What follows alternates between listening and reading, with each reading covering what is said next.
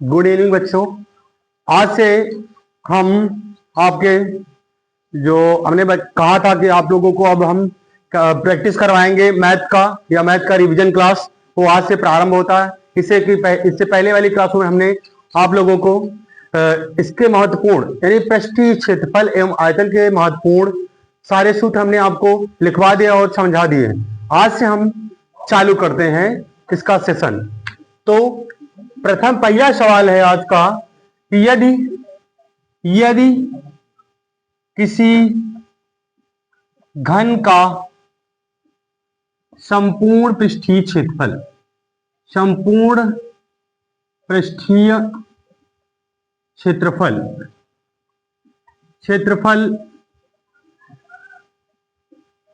1331 centimetre cube है तो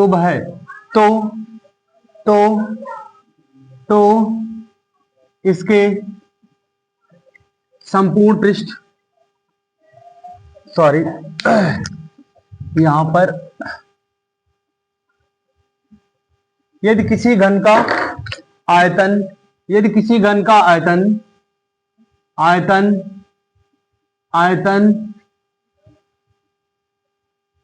1331 घन सेंटीमीटर या सेंटीमीटर क्यूब है तो इसके संपूर्ण पृष्ठ को ज्ञात कीजिए। संपूर्ण पृष्ठ को ज्ञात कीजिए। ये सवाल है आज का पहला सवाल, यानी फर्स्ट प्रश्न आज हमने स्टार्ट किया है, जिसमें दिया यदि किसी घन का आयतन 1331 सेंटीमीटर क्यूब है तो इसके संपूर्ण पृष्ठ का मान ज्ञात कीजिए। तो इस तरह के अगर सवाल आए तो पहले हमें पता करना, कुछ भी ज्ञात करना हो घन के विषय में तो सबसे पहले उसकी भुजा ज्ञात करना होगा। तो मान लेते हैं, लिखेंगे पहले हल। माना घन की भुजा या कोण भी कह सकते हैं, भुजा a सेंटीमीटर है तथा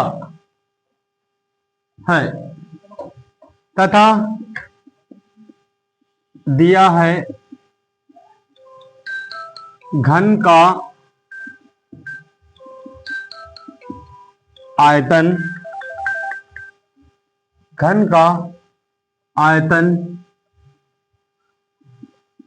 1331 सेंटीमीटर क्यूब। अब लिखेंगे घन का आयतन।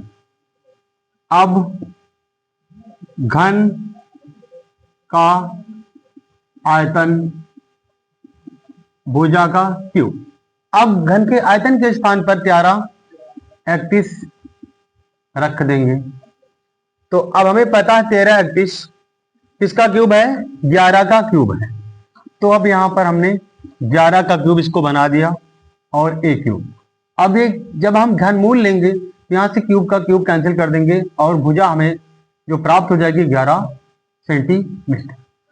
अब जैसे ही भुजा प्राप्त हो गई है वैसे ही हम इसकी कुछ भी याद कर सकते हैं। इस घन का आयतन हो, विकर्ण हो या संपूर्ण पृष्ठ कुछ भी। तो अब घन का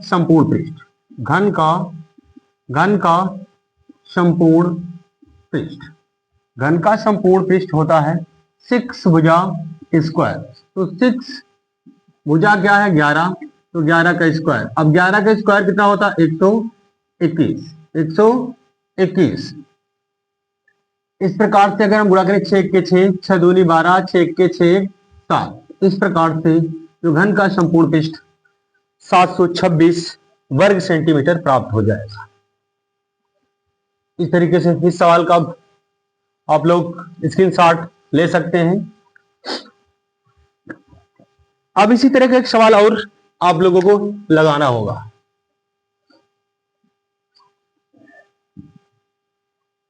पहले हम इसको इरेज कर दें।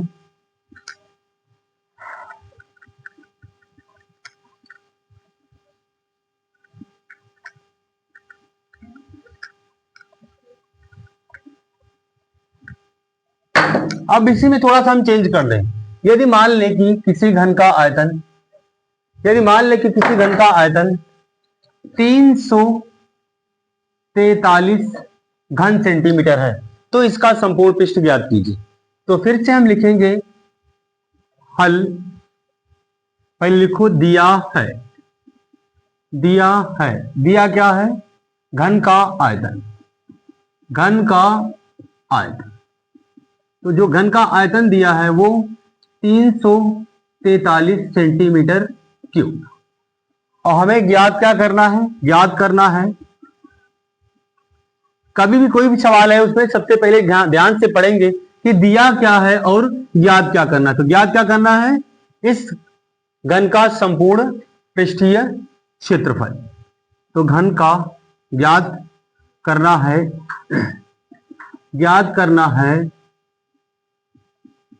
घन का संपूर्ण पृष्ठ।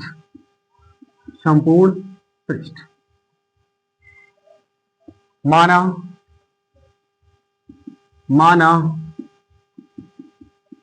घन की भुजा एक सेंटीमीटर है, तो घन का आयतन बराबर भुजा का क्यूब। अब जैसा कि घन का आयतन दिया है, यहां पर रख सकते 343 बराबर भुजा का क्यूब। जैसे ही यहां से क्यूब हटेगा तो इधर क्या लग जाएगा? घनमूल लग जाएगा। तो 343। और हमें पता है ये 7 का क्यूब है, तो यहां से 343 घनमूल निकालेंगे 7, तो भुजा प्राप्त हो गई 7 सेंटीमीटर। अब या अतः घन का संपूर्ण पृष्ठीय क्षेत्रफल या संपूर्ण पृष्ठ, घन का संपूर्ण पृष्ठ होता है 6 भुजा स्क्वायर। तो इस प्रकार से भुजा निकाल लिया हमने 7, तो 7 का स्क्वायर हो जाएगा, और 7 का स्क्वायर होता है 49। तो ये हो जाएगा 6 9 54, कैरी 5, 6 चौक 24 और 24 5 29 सेंटीमीटर स्क्वायर। इस तरीके से हमने आप लोगों को दूसरा सवाल भी लगवा दिया। अब हम थोड़ा सा अच्छे सवालों पर जाएंगे।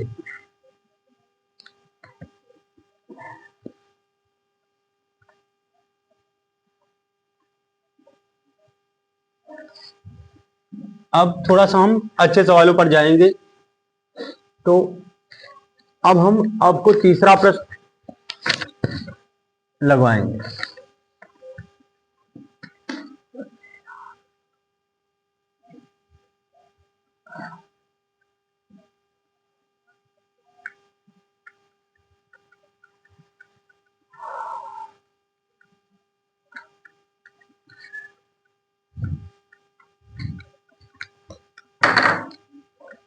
तो प्रश्न नंबर 3 क्या है? दो घनों जिसमें प्रत्येक का आयतन दो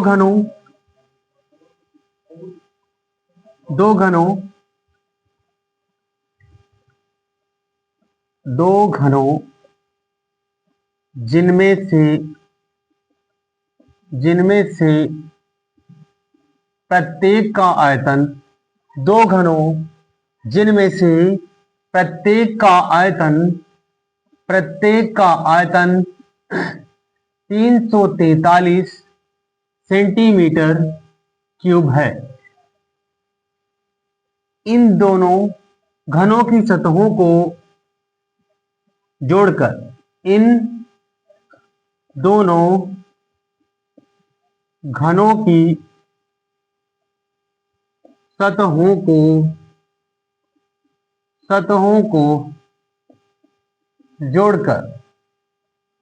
एक घनाभ प्राप्त किया जाता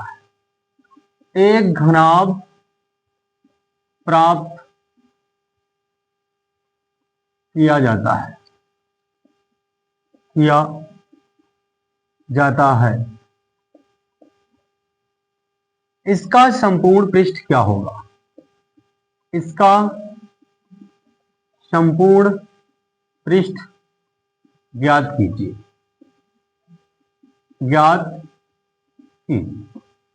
इस तरीके से इस तरीके से जब भी कोई सवाल आता है, कभी कभी 2 घन, 3 घन, 4 घन दे दिए जाते हैं, उनमें से प्रत्येक का आयतन समान कर दिया जाता है और फिर कहा जाता है इन घनों की सतहों को जोड़ करके एक घना प्राप्त किया जाता है, तो इसका संपूर्ण पृष्ठ ज्ञात कीजिए या फिर इसका आयतन ज्ञात कीजिए। तो जब भी इस तरह का कोई सवाल आएगा तो सबसे पहले हम क्या करेंगे, इनकी आकृतियों को हम जरूर खींच लेंगे। क्या दिया है, दिया क्या है, दिया है प्रत्येक घन का आयतन।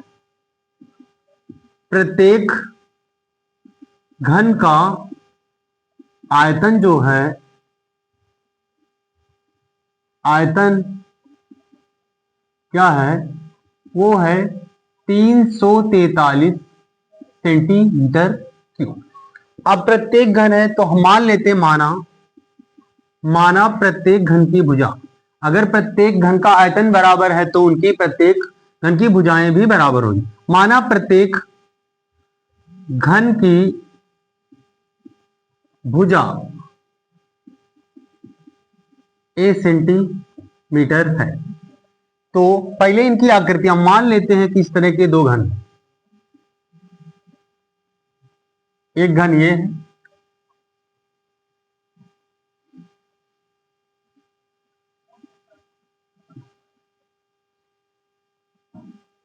एक घन ये है और एक घन ये। दोनों घन समान भुजा के हैं।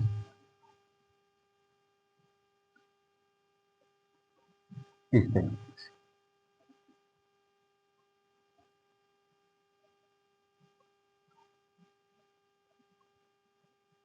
ये, अब इनकी सतहों को मिला करके, इनकी सतहों को सटा करके एक घनाभ की आकृति प्राप्त की जाती है, जिसका हमें क्या ज्ञात करना है, संपूर्ण पृष्ठ ज्ञात करना है। क्या ज्ञात करना है, संपूर्ण पृष्ठ ज्ञात करना है। इस आकृति का क्या ज्ञात करना है, संपूर्ण पृष्ठ ज्ञात करना है। संपूर्ण पृष्ठ ज्ञात करना है, ज्ञात करना है, ठीक, संपूर्ण पृष्ठ ज्ञात करना है। तो जब इस तरह की आकृतियों को सटाकर, 2 घन है, इनको सटाकर रखा जाएगा तो एक बड़ा सा घनाभ प्राप्त होगा। और घनाभ की आकृति क्या होती है, कुछ आयताकार होती है, कुछ आयताकार।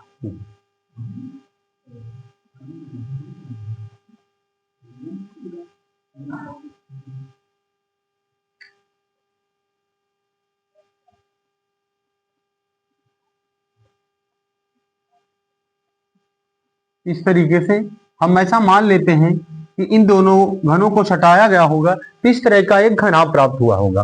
तो अगर इन घनों को सटाया होगा तो इनकी यानी जो प्राप्त घनाभ की लंबाई किस तरह की होगी, तो अगर प्रत्येक घन की भुजा a सेंटीमीटर है तो ये 2 बार जुड़ जाएगी। ये a कितना हो जाएगा, 2a हो जाएगा। कितना हो जाएगा, 2a हो जाएगा। लेकिन अदर भुजाओं में कोई परिवर्तन नहीं होगा, अर्थात अन्य 2 भुजाएं बराबर होंगी, अर्थात a सेंटीमीटर और a सेंटीमीटर होंगे। तो इस तरीके से 2 घनों की सतहों को मिलाकर बनाया गया जो घनाभ है, उनमें से लंबाई ही परिवर्तित होगी, बाकी अन्य 2 भुजाओं में कोई परिवर्तन नहीं होगा। अर्थात इस प्रकार प्राप्त घनाभ की लंबाई L बराबर 2a, चौड़ाई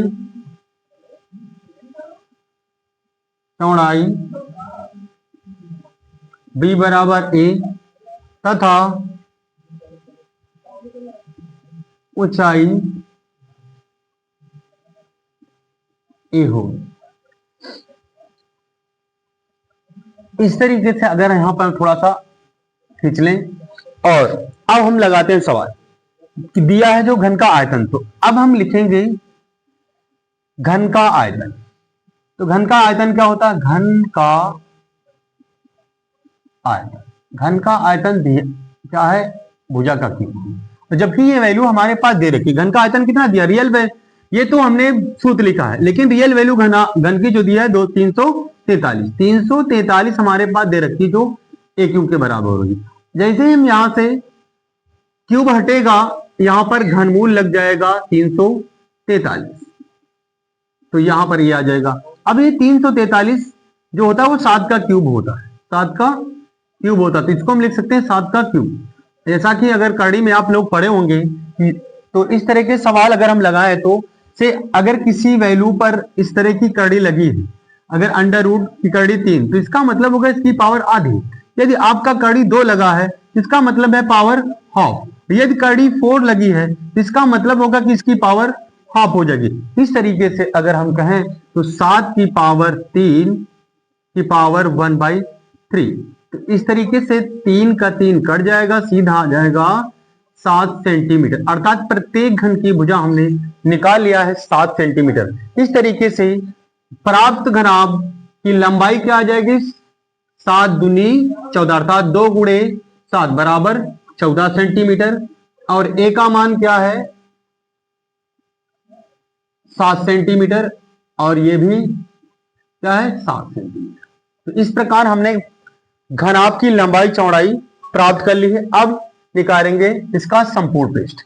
अतः संपूर्ण पृष्ठ, अतः संपूर्ण पृष्ठ, तो संपूर्ण पृष्ठ होगा उसका सूत्र हो जाए 2LB plus BH plus HL। अब लिखेंगे यहां पर वैल्यू पुट करेंगे तो लंबाई कितना है 7, और यहां पर चौड़ाई कितना है, लंबाई 14 गुणे 7 प्लस 7 गुणे 7 प्लस 7 गुणे फिर से लंबाई 14, इस तरीके से अब हम इनको गुणा करेंगे। 14 सते 98, 7 सते 49, 14 सते 98। तो अब इनको हम जोड़कर लिखेंगे 8 8 16, 16 9 25 कैरी 2 9 9 18 4 22 22 2 24। इनका फाइनली मल्टीप्लाई करेंगे, 2 पंजे 10, 2 चौको 8, 1 9, 2 दूनी 4, तो ये आ जाएगा फाइनली आपका आंसर। इस प्रकार प्राप्त घनाभ का संपूर्ण पृष्ठ 490 वर्ग सेंटीमीटर होगा।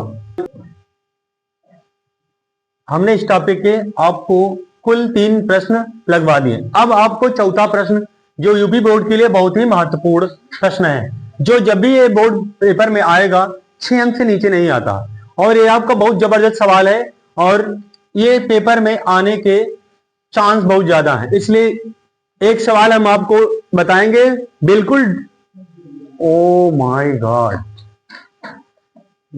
तो आज व्यवधान की वजह से जो ये दिक्कत हुई है, क्योंकि लाइट जा चुकी है, लाइट की प्रॉब्लम हुई है, तो इसलिए क्लास को यहीं पर वाइंड अप करना पड़ेगा। जय हिंद, जय भारत। और ये जो सवाल हैं आप लोग लगाइएगा, नहीं लगा पाएंगे तो हम फिर अगले क्लास में बता दें। जय हिंद।